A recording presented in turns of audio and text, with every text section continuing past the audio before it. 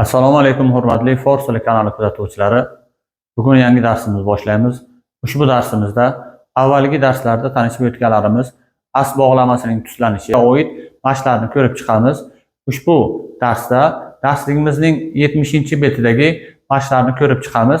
Avval 4-mashqni ko'ramiz. Bu mashqda gaplar berilgan, shu gaplarni o'qib tarjima qilamiz. Birinchi gap: "Man donishchu hastam", ya'ni men talabaman. Bu yerda hastam asl bog'lamasining tuslanishi birinchi shaxs birlikda. Ikkinchi gap: "Tu donishchu hasti", ya'ni sen talabasan. Ushbu gapimizda ham hasti so'zi asl bog'lamasining ikkinchi shaxs birlikdagi tuslanishi va uchinchi gapimiz mo har de donishchu hastim. Ushbu gapdagi hastim ham asling ikkinchi shaxs ko'plikdagi tuslangan holat, ya'ni biz har ikkalamiz talabamiz bo'ladi. Tu pezeshk hasti, ya'ni sen vrachsan. Bundagi hasti ham asling ikkinchi shaxs birlik shakli ko'rinishi. Keyingi gap: u ham pezeshk ast, ya'ni u ham vrachdir. Ast mana uchinchi shaxs birlikda o'z holatda turibdi, ya'ni o'zgarmaydi deb aytgan edik. Keyingi gapimiz shomo har de pezeshk hasti, ya'ni sizlarning har ikkovingiz vrachsizlar. Bu yerdagi hasti ikkinchi shaxs ko'plik shakli asling. Keyingi gap: mo korgar hastim, muhandis nistim. Ya'ni biz ishchilarmiz, muhandislar emasmiz. Ya'ni asling birinchi shaxs ko'plik shakli va bunisida ham asling bo'lish shakli hisoblanadigan nist so'zining birinchi shaxs ko'plikdagi ko'rinishi. Ya'ni bizlar ishchilarimiz, injener emasmiz bo'ladi. Keyingi gap: shomo ham muhandis nistit, ya'ni sizlar ham muhandis, ya'ni injener emassizlar. Bu ham asling bo'lishish shaklining ikkinchi shaxs ko'plik ko'rinishi. Keyingi gap: mo har se korgar hastim, bizlarning har uchalamiz ishchilarmiz. Keyin man o'zbakam, ya'ni men o'zbekman millatni aytyapti. Rafiq Hasanov ham o'zbak ast, ya'ni o'rtoq Hasanov ham o'zbekdir. Ana uchinchi shaxs birlikda o'z ko'rinishida turibdi. Mo har de o'zbakim, ya'ni biz har ikkalamiz o'zbeklarimiz. Mana bu yerda o'zbakdan keyin qo'shilgan in hastimning qisqa shakli. Ironiy nistim, eronlik emasmiz. Keyingi gap: Hasan va Sultonov har de ahli Toshkent hastan, ya'ni Hasan va Sultonov har ikkalalari toshkentlikdirlar. Keyingisi: og'oy vafoyi ahli Tehron ast, ya'ni o'rtoq vafoyi, bu ism Tehronlikdir deyapti. Ya'ni Tehron yashovchisi, Tehron xalqidan degan ma'noni anglatadi. Demak, darslikdagi 4-topshiriqni ko'rdik, o'qidik, tarjima qildik va bu yerdagi barcha haslar asl bog'lamasining tuslangan ko'rinishi ekan. Bu yerda has so'zining mustaqil ma'nosi ko'rilmadi. Endigi mashqimiz ushbu 70-betdagi 5-topshiriqni ko'ramiz. Bu yerda 4 ta maqol berilgan. Shu maqollarni o'qib tarjima qilamiz. Panj ango'sht barobar nist, ya'ni 5 barmoq barobar emas, ya'ni teng emas degani. Ikkinchi maqolimiz mehmon aziz ast to se ruz, ya'ni mehmon 3 kungacha azizdir yoki aynan o'giradigan bo'lsak mehmon azizdir 3 kungacha deyilyapti.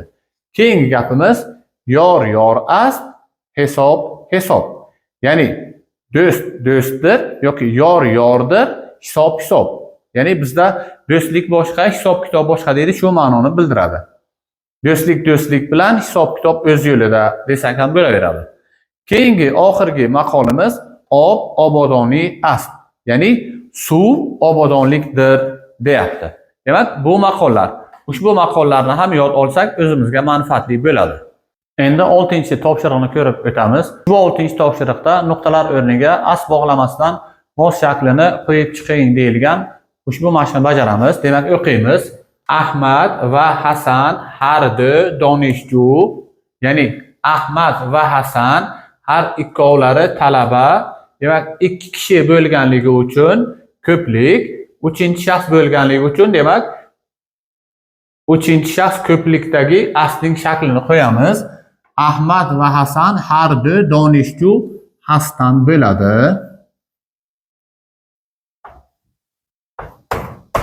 Endi gapimiz to'liq bo'ldi, o'qiymiz. Ahmad va Hasan har du donishju hasdan. Ya'ni Ahmad va Hasan har ikkovlari talabadirlar bo'ladi. Keyingi gapimiz mo hame donishju, ya'ni biz hammamiz talaba, biz bo'lganligi uchun ikkinchi shaxs ko'plik bo'ladi. Asling ko'rinishi hastin bo'ladi.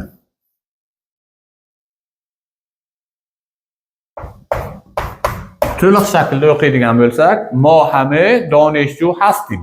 Ya'ni biz hammamiz talabamiz. Keyingi gap onho ahli Tehron, ya'ni ular bo'lganligi uchun uchinchi shaxs ko'plik bo'ladi. Asling ko'rinishi ushbu shaxs sonda hasdan bo'ladi. Ya'ni ular Tehronlikdirlar bo'ladi.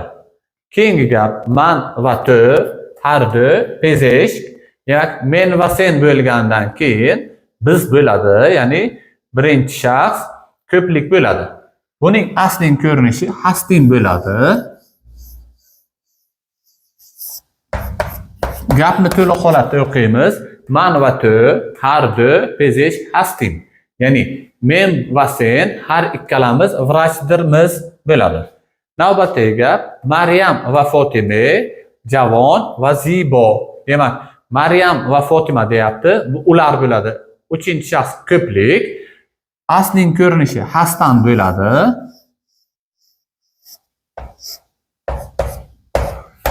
Ya'ni Maryam va Fotima javon va zibo hasdan. Maryam va Fotima yosh va go'zaldirlar. Va oxirgi gapimiz Hasan va Sulton har du do'st. Ya'ni Hasan va Sulton ikki kishi bo'lganligi va uchinchi shaxsda bo'lganligi uchun demak ko'plik uchinchi shaxsni ifodalayapti. Asling ko'rinishi hasdan bo'ladi ushbu shaxs sonda. To'liq o'qiymiz. Hasan va Sulton har du do'st hasdan. Tarjimasi Hasan va Sulton har ikkovlari do'stdirlar bo'ladi. Demak, darsning boshida aytganimiz singari ushbu darsimizda as bog'lamasining turli shaxs sonlarida tuslanishi bo'yicha mashqlarni ko'rib o'tdik. Ushbu mashqlarni bundan tashqari yana darsligimizdagi mashqlarni ko'proq bajarishga harakat qilinglar. Zero bilimning onasi takror bo'lib hisoblanadi. Keyingi darslarda ko'rishguncha xayr, salomat bo'linglar.